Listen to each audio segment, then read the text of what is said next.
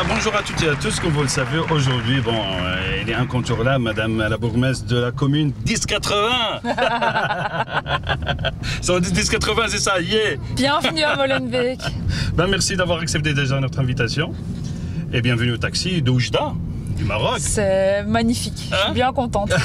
Donc un taxi marocain au cœur de Bruxelles. Bah, vous avez fait fureur hein, sur la place communale. Tout le monde veut se faire photographier avec le taxi, c'est incroyable. Vous avez vu? C'est super chouette. En fait, on a eu cette idée comme ça, on invite tout le monde et ce sera un pont culturel entre les communes. Mais ça marche. Donc et voilà, ça marche comme vous le dites. Ça intrigue et puis... Comment ça va voilà. la santé? Ça va? Ça va bien. Ça va après le corona et tout va bien? Ça va. Ça n'a pas été facile. Hein.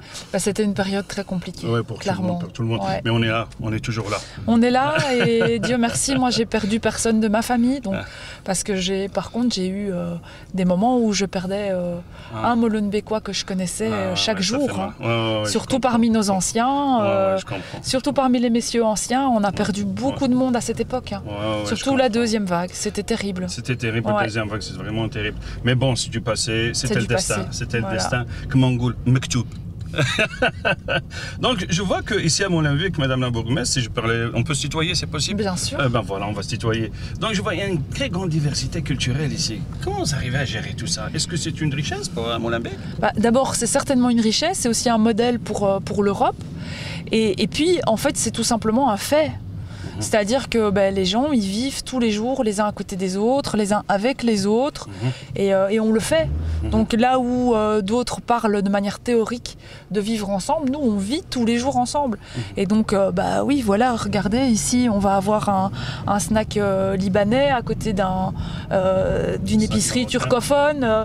Ici, c'est plutôt un phone shop d'origine pakistanaise, et ainsi de suite. On a de tout.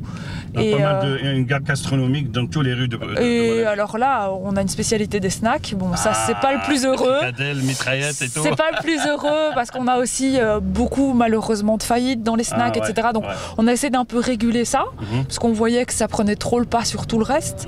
Et donc, heureusement, avec les efforts de mon échevin de l'emploi qui s'appelle Ahmed Gjanay et que je salue, on a pu aussi diversifier, mais de manière respectueuse. Et donc, on arrive à avoir des choses aussi plus variés.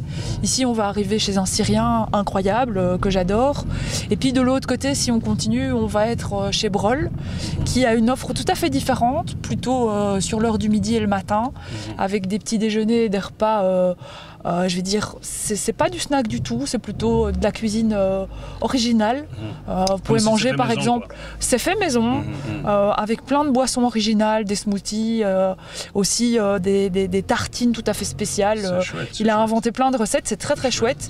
Et donc ça c'est aussi la vivacité de ces quartiers, où on vit vraiment ensemble, on mange ensemble, on se connaît, on se côtoie, et donc on le fait en fait. Ici. Déjà regardez, on passe dans un snack où Machaoui al Fahm, ça veut dire de barbecue sur le braseron. Ça c'est très bon aussi et très chouette. Oui, bien sûr. Voilà. J'ai eu l'occasion d'en manger dans la région de Marrakech à l'époque. Vous étiez déjà au Maroc? Combien de fois? J'étais 2 fois à Marrakech, 2 fois à Agadir, j'étais à Loseima. J'ai atterri à Nador, j'ai pas encore été à Oujda, mais j'ai aimé beaucoup à Loseima. Loseima, c'est beau. Voilà, ouais, tout à fait. Faut venir à Saïdia. Parce que Saïdia, en fait, c'est 60 km d'Oujda. Et de l'aéroport, plus ou moins, c'est 30 km de l'aéroport.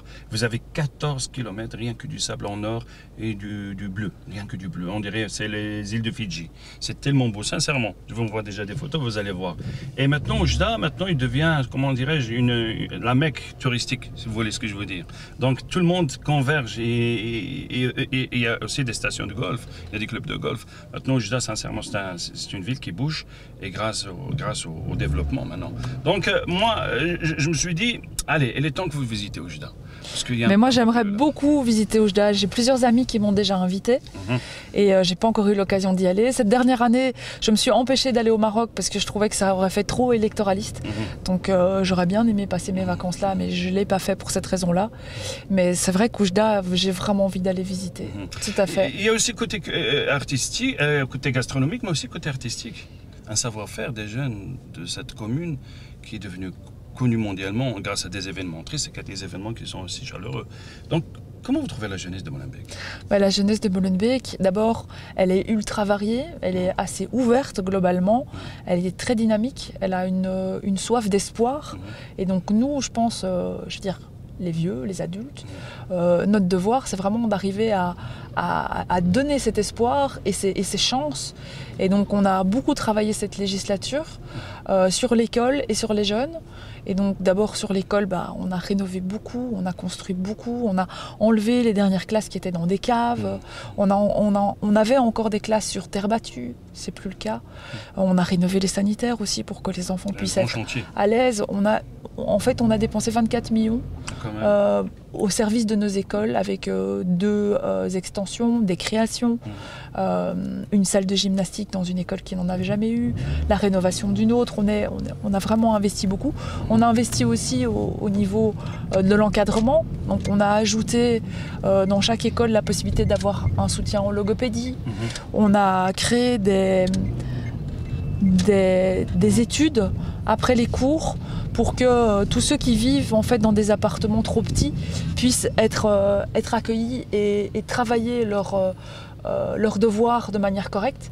Parce que pas plus tard qu'hier, j'ai encore eu une famille qui me racontait, c'est terrible, vous avez vraiment une chambre ou des 2 chambres qui accueillent des familles très grandes chez nous. Et là, c'est très défavorable en fait pour la scolarité de leurs enfants. Donc nous, on a vraiment un devoir au niveau de l'école publique pour donner une chance aussi à ces enfants-là, en attente d'avoir des logements plus grands, parce que c'est un de nos plus grands chantiers, de pouvoir quand même travailler à l'école. Donc on ouvre aussi des salles, plusieurs endroits, donc dans nos bibliothèques, mais aussi dans des salles communales, pour que les jeunes qui sont à l'université, au moment des examens, puissent travailler. Et puis on a aussi dans le cadre du contrat de quartier étang noir, parce que vous savez en fait nos finances sont pas très bonnes. Donc ce qu'on a fait dans le cadre du contrat de quartier étang noir, c'est utiliser le contrat de quartier qui normalement est plutôt un outil pour rebâtir. On a utilisé ce qu'on appelle les actions socio-économiques pour travailler sur la mise à l'emploi et la mise en formation et le fait de donner un avenir aux jeunes qui, entre guillemets, tiennent des murs dans le quartier et qui n'ont pas beaucoup de perspectives, parce que ici, à Bruxelles, le fonctionnement du marché de l'emploi, il est dramatique. Il fonctionne principalement sur base du parrainage. Ça veut dire qu'en fait, si vous connaissez quelqu'un qui connaît quelqu'un, alors vous allez avoir un emploi. C'est profondément injuste pour une série de nos jeunes, parce que non seulement ils vont vivre de la discrimination, je vais dire, de la discrimination sur base de leur CV, voilà, madame a un voile, on ne l'apprend pas, monsieur s'appelle Samir, on ne le prend pas, monsieur s'appelle Jean-Claude, mais il habite 1080, on ne le prend pas, donc c'est des discriminations, elles sont multiples, vraiment le code postal, on l'a montré nuit aussi. Donc soit ces jeunes vont rencontrer de la discrimination, soit, comme je l'ai dit, par manque de parrainage, en fait ils vont pas avoir de facilité d'accès et ils vont être un peu relégués, ils vont être un peu dépassés. Et donc on a mis 400 000 € dans le contrat de quartier étang noir pour aider 2 associations qui vont essayer de raccrocher une série des jeunes du quartier pour pouvoir leur donner aussi la chance soit d'aller chercher de formation, soit d'aller à l'emploi. Donc ça c'est le genre de choses qu'on a pu faire. Et puis on a aussi mis l'accent sur, de nouveau en développement territorial, la possibilité de soutenir des projets pour les filles. Parce qu'on a aussi des jeunes filles qui sont pas forcément bien dans leur peau ou qui hésitent à sortir. Et donc là, on crée une maison du bien-être pour elles. C'est une sorte de maison de jeunes, mais qu'on veut centrer beaucoup sur l'accueil des adolescentes, donc des filles. Et alors, une dernière chose importante aussi, c'est que après Covid, mais je pense que c'était déjà en germe, mais là c'est vraiment sorti. Après Covid, on a vu beaucoup d'enfants et d'ados qui déprimaient, qui rentraient dans des problèmes de santé mentale. Et donc ça a là, un impact sur la santé mentale. Un gros impact, et non seulement sur les adultes, mais aussi sur les enfants. Et autant on a des structures pour les adultes, et puis les adultes ont plus de contacts sociaux qui permettent de passer à autre chose, on va dire, autant les jeunes et les enfants n'ont pas ça. Et donc un des projets que je souhaite vraiment mener à bout, parce que là on l'a juste lancé, on a lancé dans le cadre du contrat de quartier le projet, je veux aller aller jusqu'au bout avec ce projet, c'est créer un centre de santé mentale pour les enfants et les ados. Et donc ça, aujourd'hui, on a le financement pour. Mais pour arriver au bout de ce projet, pour pouvoir le faire vivre vraiment, qu'il y ait une équipe qui prenne place dans ce centre et qui l'anime de manière correcte, ça veut dire vraiment des horaires très larges pour pouvoir accueillir les enfants et les ados, avec ou sans les parents, ça dépend des cas. Eh ben, il y a encore du chemin et je voudrais vraiment pouvoir le faire. Et cette année, la communauté marocaine elle a fêté les 60e années de migration.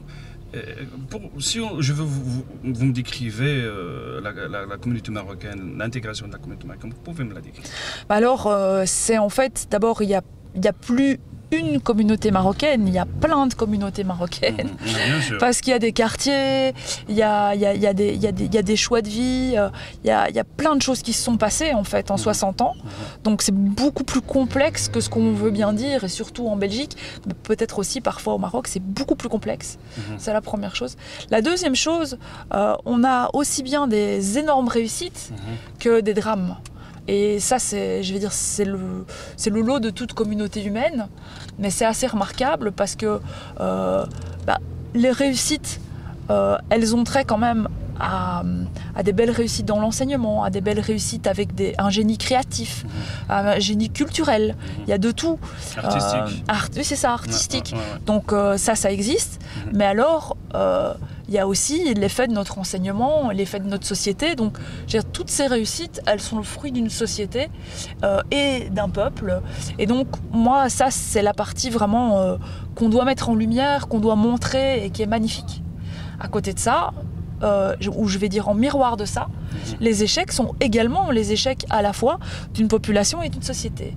Et donc, par exemple, quand on a des jeunes qui sont nés ici, dont les parents sont nés ici, donc ils sont la 3e génération, c'est les grands-parents qui étaient arrivés pour travailler par exemple au métro, et quand on entend que certains de ces jeunes se ramassent des insultes racistes ou des retourne dans ton pays, y compris de gens très haut placés.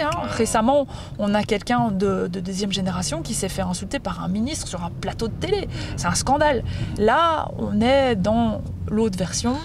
C'est la version dramatique de, malheureusement, dès qu'il y a une crise économique, parce qu'on est en crise économique aujourd'hui, il ne faut pas l'oublier, c'est facile de l'oublier, ça arrange tout le monde de faire semblant, etc., et de vendre du on rase gratis demain au moment des élections, mais en fait on est en crise économique aujourd'hui, on le voit, les commerçants le savent, les premiers, mais on le voit, eh bien ça arrange quelque part tout le monde de retrouver des vieux mécanismes avec des boucs émissaires, avec du racisme, et ça c'est dramatique.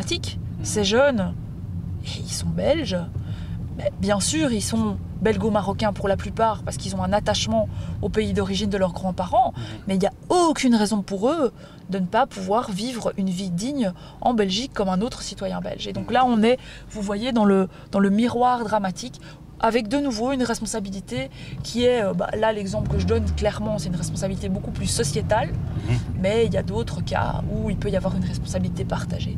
Donc on est avec 60 ans d'une histoire commune, passionnante, merveilleuse par bien des égards, très belle, mais il y a encore beaucoup de chemin à faire. C'est une grande richesse pour le pays. C'est une grande richesse pour le pays, indéniablement.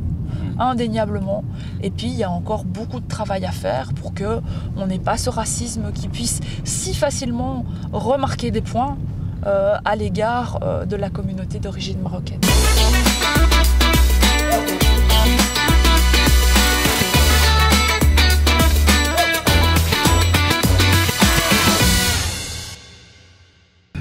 Malheureusement, Molenbeek a connu aussi certains événements qui étaient vraiment tristes, 2016. Et qu'est-ce qui fait la commune de Molenbeek pour fausser ce cliché comme quoi Molenbeek c'était la source de terrorisme? D'abord, mais non, ce qu'on fait, c'est se baser justement sur notre jeunesse et c'est essayer de montrer tout ce qu'on a de beau. Et donc nous, on a investi surtout dans 2 domaines principaux. Ça va être la culture, les arts en général, montrer de ce côté-là à la fois ce qui existe déjà avec nos centaines d'ateliers, avec nos artistes, avec nos jeunes artistes, mais aussi une voix pour les jeunes pour s'exprimer. Parce que si on a moins de réussite à l'école, si peut-être on a moins de confiance en soi, eh bien les arts, la culture, les cultures sont un domaine où on peut exceller avec de la créativité, avec du dynamisme, avec des nouveautés. et où on peut acquérir justement une dignité, une confiance en soi. Donc ça, on l'a utilisé très très fort comme outil. Et les sports, idem. Grand vecteur de cohésion sociale, grand vecteur de lien, grand vecteur d'apprentissage des valeurs et des comportements qui font une bonne société. Et donc tout ça, on l'a utilisé pour pouvoir aller chercher des succès, pour pouvoir mettre en valeur nos succès et du coup se promotionner nous-mêmes, puisqu'en fait on ne le faisait pas, les autres ne le font pas. Et donc c'est comme ça que moi j'ai lancé les Étoiles de Molenbeek, qui est l'idée de remettre tous les 2 ans à des gens qui ont fait briller Molenbeek, l'étoile de Molenbeek, qui officiellement les investit du rôle d'ambassadeur de notre commune. Ça a un double rôle, ça a un rôle vers l'extérieur pour faire briller notre commune, les étoiles font briller notre commune, et puis ça a un rôle aussi vers l'intérieur, c'est de dire aux jeunes, c'est possible, regardez, on est avec vous, et ça ce sont des modèles pour vous, et donc venez faire société avec nous, on va faire société ensemble et on va devenir ça. Et on va y arriver. Et donc ça, on voit que ça a un impact quand même magistralement, puisque il y a à peu près 2 ans, quand on m'a proposé que Molenbeek concourt pour la région pour être capitale culturelle de l'Europe, je pense qu'on ne nous l'aurait pas proposé si on n'avait pas l'histoire si riche, à la fois de la blessure, mais aussi de la reconstitution, de la cicatrisation et de l'utilisation de cette blessure vers un futur qui est beau, qui est nouveau, qui est centré vers les arts, qui est centré vers les jeunes. Et donc c'est pour ça aussi qu'on nous a proposé ça. Et on est très fiers aujourd'hui. Moi je vais défendre la candidature le 22 octobre avec toute l'équipe de Molenbeek 2030 et j'espère qu'on va gagner évidemment. Ben, j'espère. Ça, ce serait vraiment l'inversion du stigmate, l'inversion de la blessure. Comme on dit, Inch'Allah. Voilà. Inch'Allah, je vous souhaite tout le succès. Inch'Allah. Mais dans chaque épisode, j'ai un invité et je fais un challenge avec lui.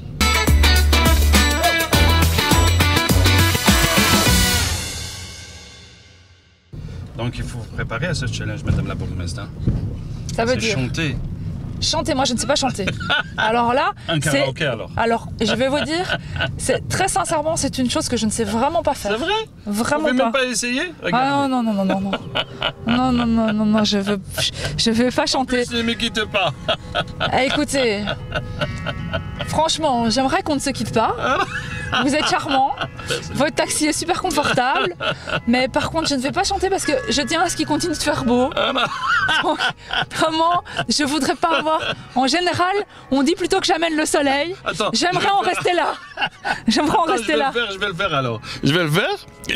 Je vais un peu imiter un petit peu Jacques Brel. Hein. Regarde.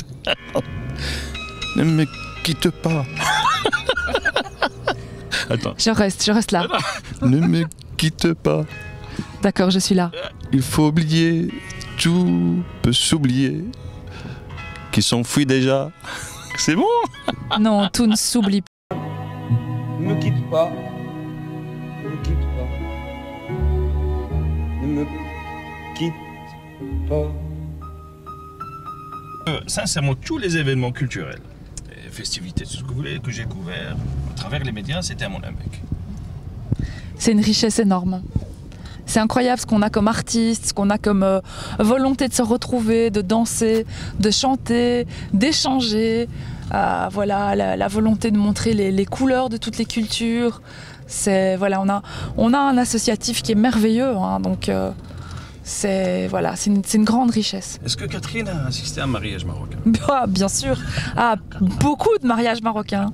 D'ailleurs, c'est rigolo parce que juste là, on voit le siège de la mariée. Non, c'est le siège de la mariée. Ah voilà. Ça s'appelle Maria. En fait, il y a un truc de plateforme comme ça. Oui, tout à fait. Qu'on fait monter bien la sûr. Comme quoi, on est heureux. J'ai toujours peur, moi, pour ces mariées, qu'elles ne tombent pas, qu'elles ne glissent pas. Ça arrive. Ah, je sais, mais moi, c'est jamais arrivé devant moi. Mais franchement, à chaque fois qu'elles montent sur le trône et puis que ça monte sur les épaules, j'ai un frisson.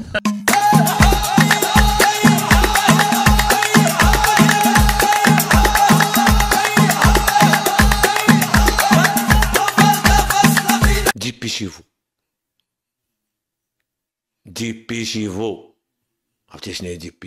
Sûr, il faut monter.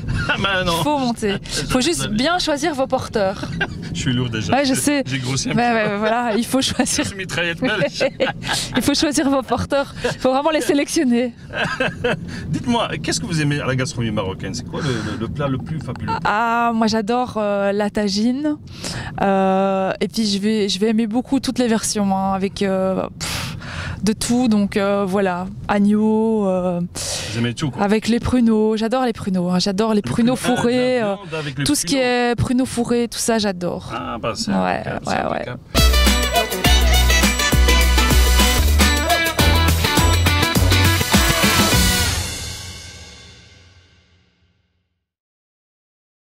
Oh, des beignets, oh, c'est trop bien. Oh oui. Oh là là, moi je suis très gourmande en fait. Hein. Bonjour. Hassan. Madame la bourgmestre, bonjour. Salut Hassan. Grande surprise. Vas-y, monte. Nous sommes à Molenbeek et tout est possible. Écoute, c'est magnifique parce que tu sais que j'en ai acheté un hier. J'en avais trop envie de beignets. Voilà. Et en fait, j'ai pas pu le manger parce que j'ai eu trop à faire.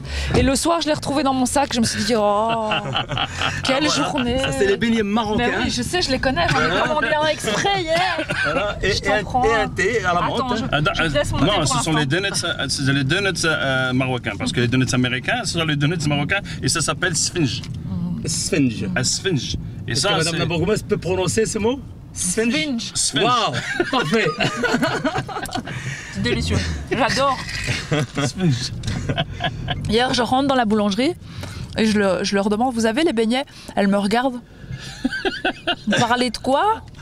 Et puis je lui ai montré parce qu'elle ne voyait pas ce que je voulais dire. C'est Hassan à travers Madame la bourgmestre, comme je le dis, elle a côtoyé beaucoup la communauté marocaine et arabo-musulmane. J'ai dit, quels sont les projets dans le futur pour vous? Quels sont les projets culturels, sportifs, tout ce que vous voulez, pour un petit peu fausser ces clichés sur Molenbeek? Tout d'abord, je suis très franchement heureux d'être aux côtés de Madame la bourgmestre, Madame Catherine Moreau. Donc une femme, je le dis, toutes les femmes sont extraordinaires. Et elle l'est aussi, parce que c'est une femme. Elle est à l'écoute. Et ça, c'est très important. Écoutez d'abord et puis on fait après. Ça, c'est essentiel. On réfléchit. On projette, il y a des projets, on projette, etc. Alors, personnellement, j'espère en tout cas amener une pierre à cet édifice qui est tout d'abord continuer à construire des ponts entre les communautés. Nous avons une belle commune, pleine de diversité. Il y a Sfinge, il y a les crêpes, waffles, les gaufres, il y a tout ce que vous voulez, c'est extraordinaire. Plus de 180 nationalités différentes. D'abord celle-là. 42, merci. 142, merci Catherine de préciser que c'est 142, mais ça évolue tous les jours. Hein. Et tant mieux. Et donc, je ne sais pas si Madame la bourgmestre a déjà parlé de nos projets sur lesquels je partage totalement. C'est bien sûr agrandir le parc du logement. Je ne sais pas si Madame la bourgmestre en a parlé. J'aimerais... Ça a été évoqué? Non, on n'a pas encore évoqué. Pas encore, mais je la laisserai. Il y a beaucoup de projets qui sont vraiment prometteurs. Voilà, donc il y a énormément de projets. Moi, je peux dire en grande ligne, après je lui passe la parole, parce que c'est la bourgmestre, elle connaît très bien ses dossiers, elle connaît très bien le projet, nous l'avons, elle l'a élaboré, nous avons pu amener quelques petites pierres à l'édifice qui est vraiment très importante. Et donc, travailler sur le vivre ensemble, travailler sur le construire, sur l'enseignement, sur le net, comment dire, donc la propreté. Et voilà, donc je vais, voilà, au fait, voilà, si tu veux, mon cher ami Med Show, Night Med Show, c'est ça, c'est vraiment venir à côté de Madame Catherine Moreau et rendre les projets vrais. Voilà. Est-ce que vous avez créé une sorte de collaboration entre la commune de Molenbeek et le Maroc? Alors, il y a plusieurs choses. Il y a effectivement un jumelage avec Oujda, mais qui a été assez inanimé cette législature. C'est pas moi qui avais cette compétence et je dois dire que c'est pas ça qui a vraiment pris le dessus, parce qu'il y avait un projet instigé par la majorité précédente qui a été continué, qui était un partenariat privilégié avec Mokrisset.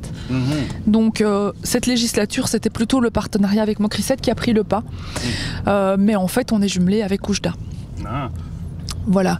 Alors, mais sinon, pour répondre à votre question, je pense qu'il y a une très grande importance, effectivement, à pouvoir faire se rencontrer les cultures, faire se comprendre les cultures, qu'on puisse voir les points communs, les points de différence, et puis qu'on puisse aussi transcender tout ça. Donc, c'est-à-dire accepter, respecter, vivre avec, et puis créer quelque chose de nouveau qui est à nous et qui est le Molenbeek de demain. Et donc, c'est là-dedans qu'on s'inscrit. Et pour faire ça, une chose très importante, elle avait été créée par mon papa, c'est la maison des cultures et de la cohésion sociale. Et donc déjà dans le nom, on voit le projet, c'est de ne pas mettre une culture au-dessus des autres, parce qu'il y a souvent cette idée, certainement en Europe, mais aussi aux États-Unis et en fait aussi en Asie. Il y a plein d'endroits où c'est le cas, qui est cette idée d'une culture est supérieure aux autres. L'idée de la maison des cultures est tout à fait opposée, c'est-à-dire les cultures, elles doivent toutes être respectées, elles ont toutes leur existence propre et elles doivent pouvoir se parler et coexister et travailler ensemble sur pied d'égalité. Donc c'est ça la maison des cultures. Et puis il y a ce maison des cultures et de la cohésion sociale. Ça veut dire qu'on va vraiment utiliser les cultures pour créer les liens et faire société ensemble. Et donc je dis tout ça parce que la maison des cultures va fêter ses 20 ans. Donc ça c'est magnifique, déjà 20 ans. Mais va fêter ses 20 ans avec une grande nouveauté, c'est qu'on est en train de l'agrandir. Et dans l'agrandissement qu'on fait, et c'est moi qui ai porté ce projet-là, donc on a racheté une vieille école secondaire désaffectée parce qu'il y avait trop de problèmes de stabilité dans le bâtiment. On a acheté ce bâtiment pour rien, pour 1 euro symbolique. Et grâce aux subsides qu'on a été chercher en région, en fait, on va pouvoir créer une nouvelle aile à la Maison des Cultures. Alors, qu'est-ce qu'il y aura dans cette nouvelle aile de la Maison des Cultures ? Il y aura, d'abord, il y aura une sorte de cafétéria-restaurant d'insertion socio-professionnelle pour mettre les jeunes Molenbeekois à l'emploi. Il manque beaucoup de personnel dans l'ORECA aujourd'hui. Donc, c'est une filière porteuse. On a un restaurant social qui fonctionne déjà très bien. On a un restaurant social un peu plus huppé, je vais dire, qui fonctionne aussi très bien. Et donc là, on pourra avoir une nouvelle surface d'insertion socio-professionnelle pour les jeunes avec directement tremplin vers l'emploi. C'est la première chose, ça sera au rez-de-chaussée. Mais dans les étages, on va créer une petite salle de sport supplémentaire, parce que le sport, on en a besoin aussi. Et pour les filles, on a aussi besoin de surfaces plus petites, plus cosy, je vais dire. Et c'est ce qui aura lieu là. Et puis, à l'intermédiaire, et ça c'est très très important, depuis quelques années, on a développé à la Maison des Cultures un projet jeune. Ce projet jeune, ça s'appelle Imagine 1080, et ça rencontre un succès fou. En fait, on a différents ateliers. On a différents ateliers qui fonctionnent tout au long de l'année et qui permettent aux jeunes de faire du théâtre, de la photo, du cinéma. On fait donner l'opportunité à des jeunes talentueux pour montrer leur savoir-faire. Non seulement des jeunes talentueux, mais aussi des jeunes qui ont encore rien fait de spécial et qui se disent juste « Ah ben moi j'ai envie d'essayer ça ». Et ils vont pouvoir essayer. Et donc, ils vont pouvoir essayer. Chaque année, les groupes sont renouvelés. On a également dans Imagine 1080 un groupe qui permet que les jeunes soient au travail. C'est-à-dire que là, ils entrent dans un groupe de volontaires, bénévoles, mais ils vont être défrayés pour ça. Et ils vont organiser toute la vie culturelle de la commune.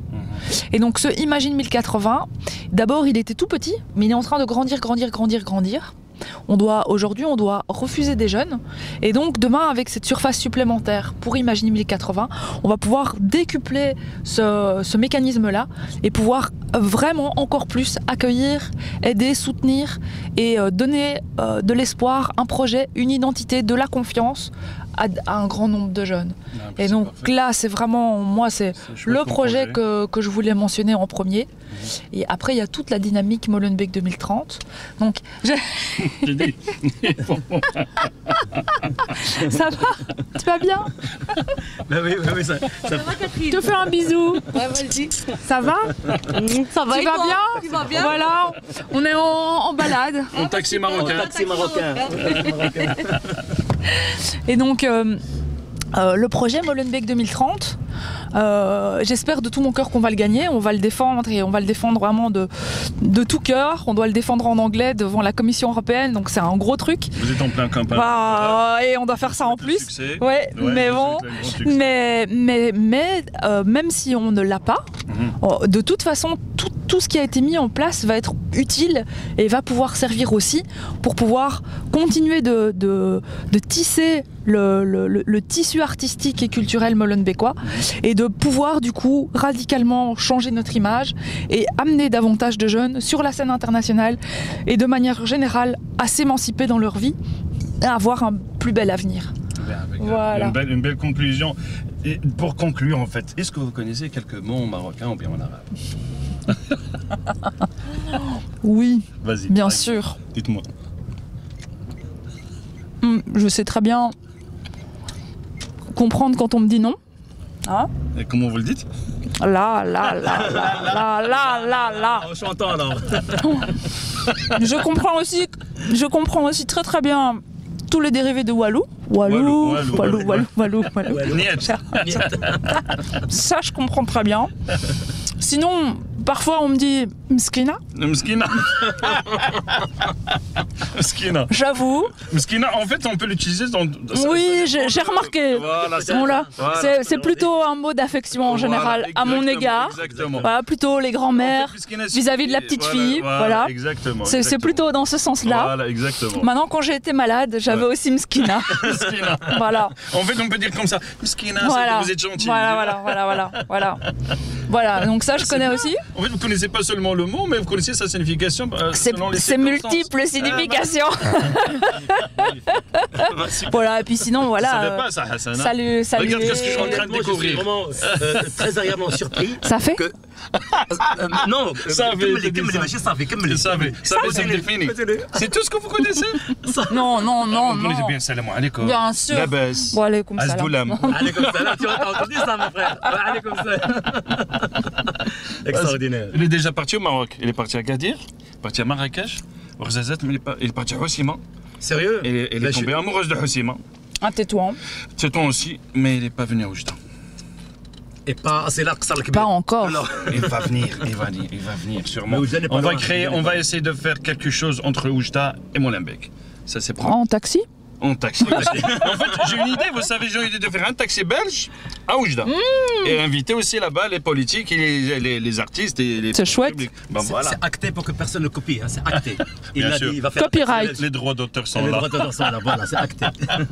Bravo. Moi, écoutez, j'ai grandi au Maroc et je suis venu ici, j'avais l'âge de 21 ans.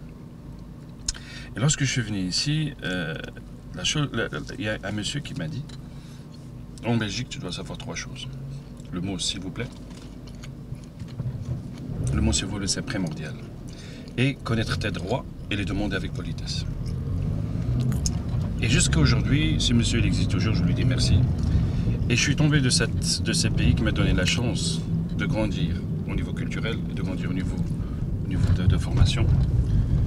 Et aussi qui a forgé ma personnalité, qui m'a donné une telle chance de reconnaître, de croiser des gens humains tels que vous, tels que votre papa, et tous les chefs de partis politiques. Pourquoi? Je m'excuse de le dire.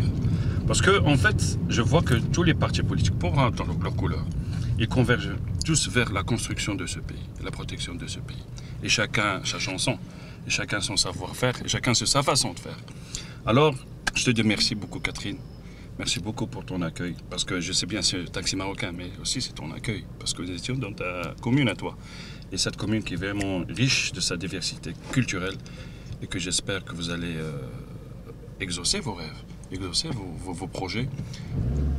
Comme on dit en arabe, ça veut dire une seule main n'applaudit pas. Oui. Donc vous êtes entouré par des Belges, vous êtes entouré par une jeunesse qui croit en vous. J'espère que vous allez aboutir à quelque chose qui est merveilleux. Moi, je voulais quand même dire qu'un parti, c'était aussi des valeurs. Et les valeurs du Parti socialiste, elles vont très très bien, justement, avec la générosité du peuple marocain. Bien sûr. Et son amour inconditionnel, la fraternité inconditionnelle. Exactement. Moi, ça fait plaisir. Déjà, regardez, une bourgmestre qui est là en train de manger sphinx. Ça se passe que Molenbeek, les gars. Sincèrement, ça se passe que Molenbeek. Je te remercie pour ta modestie. Vous êtes vraiment... Allez, j'arrive pas à trouver mes mots, mais je te remercie beaucoup, sincèrement. Mais merci pour le repas. Eh ben, je sais rien, c'est que des sphinx. Je sais quand est-ce qu'on mange des sphinx vers 15h. Mais la prochaine fois, ça sera du couscous. Inch'Allah. Inch'Allah. Sur ça, je vous dis, chers téléspectateurs, merci. Je te laisse dire un mot, toi et Hassan. Shukran. Bessaf. Bzaf, voilà. Hassan. Bah écoute, moi ce que je veux dire tout d'abord, frère Mohamed, un grand succès pour ton émission. Et moi j'ai dit tout simplement au Molenbeekois, c'est très simple, soutenez Madame Catherine Moreau, une femme extraordinaire. J'ai trouvé en tout cas chez elle 2 oreilles qui écoutent et qu'ensemble nous allons faire de très très belles choses. Alors Madame Catherine Moreau, bien entendu, la liste elle est belle des gens compétents et engagés. Et votre humble serviteur Hassan Rali. Catherine Moreau et la liste, merci. Allez, sur ce, bisous. À bientôt. À bientôt, bye bye. Merci, c'était Catherine Moreau. Ça va aller. Bye bye.